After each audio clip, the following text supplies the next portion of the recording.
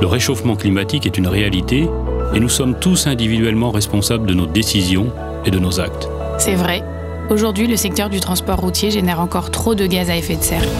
Mais du coup, qu'est-ce qu'on fait, ou en tout cas, qu'est-ce qu'on peut faire? C'est là que tout a commencé. En 2020, c'est là que Renault Trucks a produit ses premiers camions électriques. Oh Pauline, bon essai. Merci.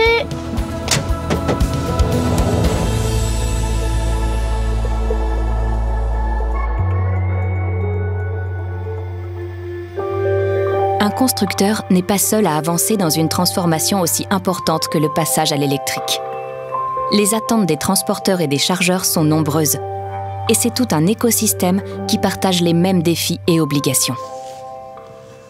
Donc là, Pauline, on a rendez-vous avec Kuehne+Nagel, Stéphane Paul, qui est le CEO. Très rapidement, on a vu qu'on avait des objectifs communs.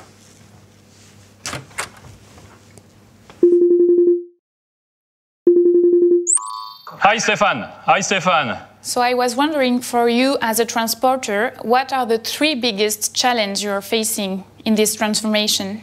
The first challenge is we are part of an ecosystem. We need customer support as well.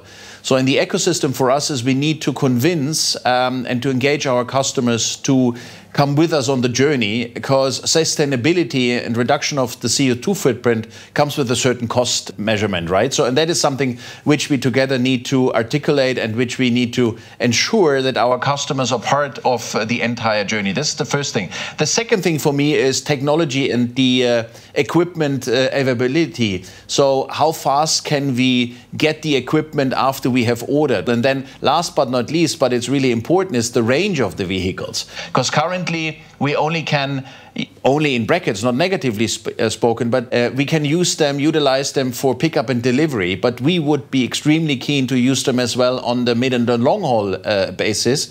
But for that we need a range of 500 kilometers, and then you have to think about it. We are fully sharing these 3 main challenges. We are working very hard to be able to get the capacity. And when it's come to the range, of course, we are going to launch our new TC full electric in November.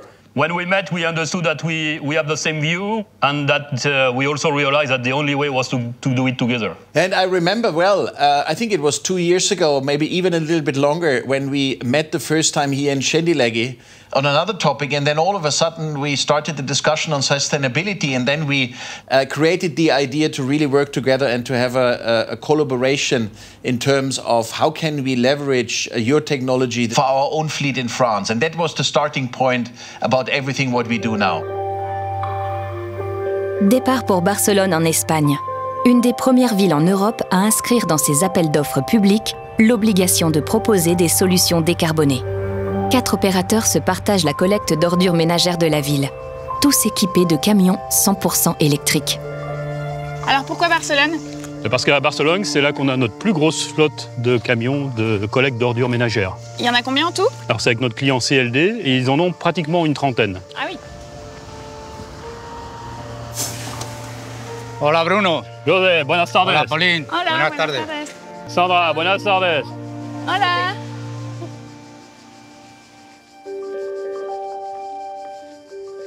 Respiro mejor, ya que con el diésel salía la contaminación, la aspiraba, y al ser eléctrico pues no transmite ninguna contaminación, entonces pues no inhalo ese humo. En que es más rápido en lo que son las pendientes, en la salida de los semáforos.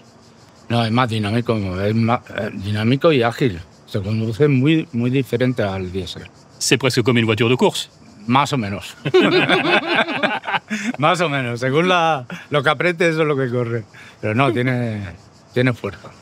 Et quand vous passez dans les quartiers, quand vous discutez avec les habitants, qu'est-ce qu'ils vous disent de ce changement? ¿Cómo puede ser eléctrico? ¿Cómo puede correr a esa velocidad siendo eléctrico?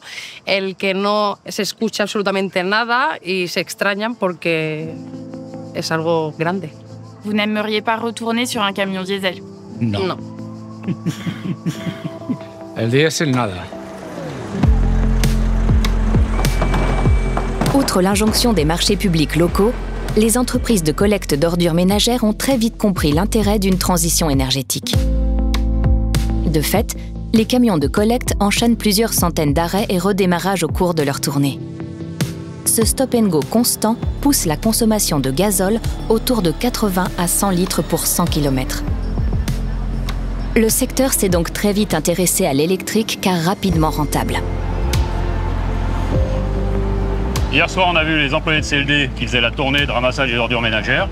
Et ce matin, on a rendez-vous avec Manuel, qui est le CEO de CLD. Oui, parce que j'imagine qu'on est dans les mêmes problématiques. On est exactement dans le même type de transformation.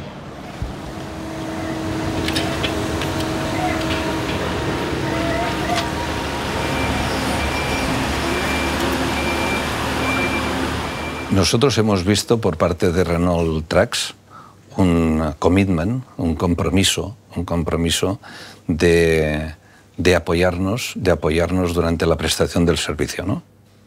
Además, hemos firmado con vosotros, con Renault Trucks, hemos firmado un contrato de mantenimiento integral porque este servicio fuera un servicio de calidad. A nosotros nos tranquilizó y mucho. On dit souvent que la transition vers l'électrique, c'est pas juste une adaptation, c'est un changement de culture. Est-ce que vous êtes en phase avec ça? Totalmente de acuerdo. Incluso para que nuestra flota fuera más sostenible, la alimentación eléctrica de los camiones de Renault Trucks la estamos proveyendo de una planta fotovoltaica que tenemos justo aquí en nuestras instalaciones, lo que hace que la flota sea 100% sostenible en el sentido que nosotros producimos. Durante el día los camiones se recargan gracias a esas placas fotovoltaicas y por la noche esos vehículos cuando salen a trabajar tienen las baterías al 100% y pueden completar la ronda. Manuel, merci beaucoup pour votre temps. Je sais que vous avez un rendez-vous de l'autre côté de Barcelone. À très bientôt. Muchas gracias y Sorigues será siempre vuestra casa. Gracias, adiós. Adiós, Rubén.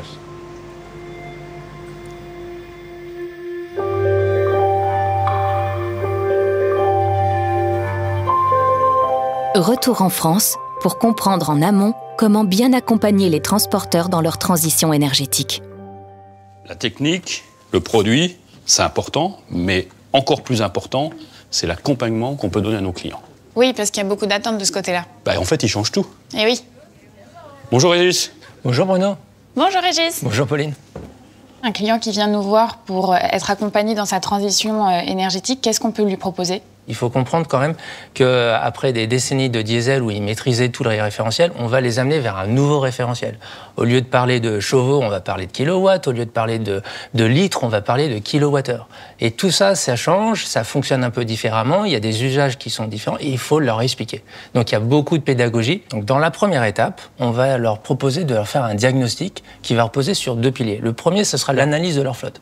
On va récupérer toutes les données de leur véhicule diesel et on sera capable d'analyser les distances qu'ils parcourent quotidiennement, ce qui nous donnera des idées sur l'autonomie qui leur est nécessaire. Et ça va nous permettre de leur proposer la meilleure solution en véhicule électrique ou en autre énergie alternative qui va nous dimensionner leurs besoins de véhicules nouveaux. Le deuxième pilier, ça va être l'analyse de leurs besoins d'infrastructure. L'infrastructure, c'est un point clé dans cette transition vers l'électrique. Donc ce qu'on va faire, c'est qu'on va aller sur leur dépôt, sur leur site, et on va analyser leur consommation électrique, on va analyser où on pourrait positionner les chargeurs pour permettre de recharger leur camion électrique. On va jusqu'à enregistrer la consommation par site et par client. On va à un niveau de détail très poussé, parce qu'en fait, le diable est dans le détail. Il va falloir être capable d'identifier les puissances d'appel par rapport à des temps de recharge, et c'est grâce à ça qu'on va savoir faire un bon dimensionnement qui permettra à nos clients d'aller discuter avec leurs fournisseurs d'énergie et de trouver le meilleur scénario pour eux à moindre coût pour faire cette transition. Parce que c'est des coûts qui sont assez conséquents et donc si on sait amener nos clients à avoir le meilleur dimensionnement au meilleur prix, on leur amène vraiment une valeur ajoutée, c'est clair. Régis, merci pour toutes ces explications. Et puis on va te laisser continuer avec les clients. Merci d'être venu. À bientôt. À bientôt. À bientôt. On pourrait s'étonner de se dire pourquoi une usine moteur produit des vélos cargo, mais pour nous, c'était complètement naturel. Alors voilà le nouveau camion que tu as pu découvrir à Bourg-en-Bresse. Ce véhicule est actuellement chez nous, il est en phase de finalisation, en phase de test.